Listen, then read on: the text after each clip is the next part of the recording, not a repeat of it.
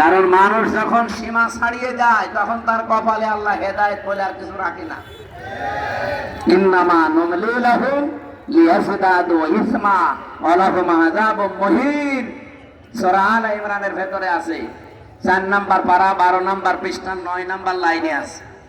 আল্লাহ তাআলা বলেন, কোন মানুষ যখন পাপ করতে করতে সীমা লঙ্ঘন করে আর সীমা থাকে না, তখন তার জন্য অপমানজনক শাস্তি আমি রেডি করি। আজ পাকিস্তান যেভাবে তাদের অস্ত্রগুলো ত্যাগ করেছে, আমার মনে হয় ভারত ইনশাআল্লাহ সামনে স্বাধীন হবে।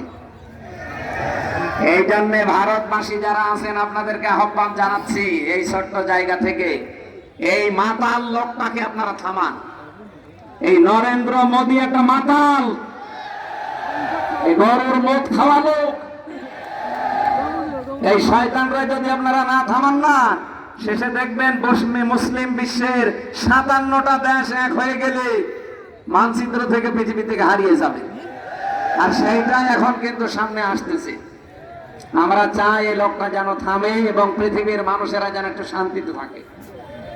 যেহেতু মানুষের সম্মান নিয়ে ছিনিমিনি খেলছে, মুসলমানদের ওয়াকফ করার সম্পদগুলো এখন অবৈধ আইন বানিয়ে সেগুলো আপনারা নিজেদের দখলে নিয়ে নিচ্ছেন। ও জিনিস কি আপনাদের? ওগুলো আমাদের বাপ দাদা মুসলিমদের। এই কথা বলেন না কেন?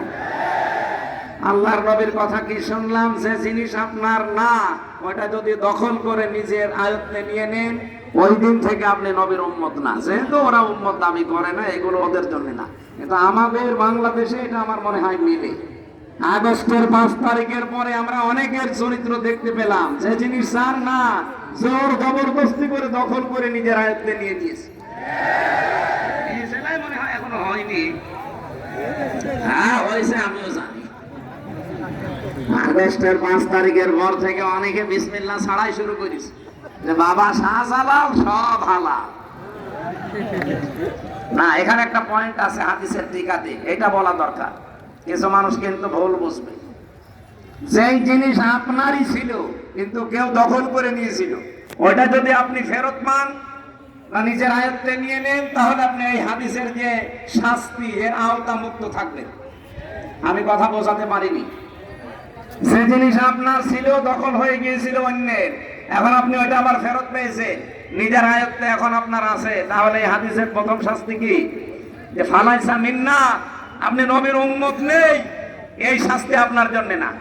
যেমন বাংলাদেশে ইসলামী ব্যাংক যাদের ছিল তারা ফেরত পেয়েছে। এখন যদি কেউ উল্টা পাল্টা ফতোয়া দেন যে না ওরা ছিনতাই করেছে, কেন ছিনতাই করতে যাবে ব্যাংক? এদের এরা ফেরত পেয়েছে। এই কথা বলছে না কেন? ব্যাংকে আপনার বাবার, আর যারা এতদিন এই যে ছিনতাই করে নিয়েছিল তাদের বাবার, এদের বাবা, এরা মাথার ঘাম পায়ে ফেলে কষ্ট করে ব্যাংকটা বানিয়েছে। এতদিন আপনারা ছিনতাই করে নিয়েছিলেন, এরা এখন ফেরত পেয়েছে। তাহলে হারানো জিনিস ফেরত পাওয়া গেলে ওইটার জন্য আপনি এই হাদিসের শাস্তির বাইরে আপনি নবীর উম্মত থাকবেন না, না এটা না। কিন্তু যারা অন্যের জিনিস নিজের দখলে রেখেছেন ওটা ফেরত দেন ভাই। নাই তো আপনি যেহেতু নবীর উম্মত নেই, নয় আপনি ইহুদি হবেন, নাই খ্রিস্টান হবেন, নাই মুশরিক হবেন, নাই বৌদ্ধ হবেন। কথা বলছে না কেন? নবীর উম্মত না থাকলে অন্য কোনো কিছু তো হবেনি।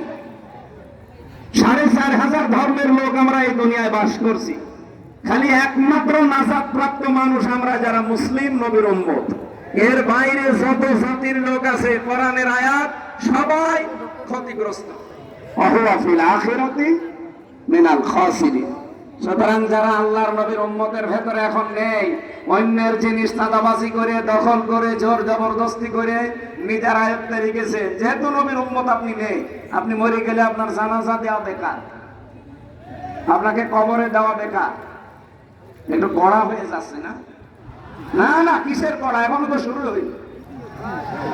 কোনো কড়া নেই, কেবল শুরু করছে ডোজ দেওয়া।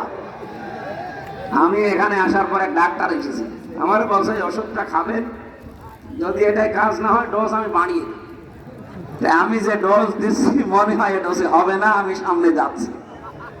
কি ডোজ গ্রহণ করা যাবে না? এখানে নবীর উম্মত আপনি আছেন কিনা এখন বলেন।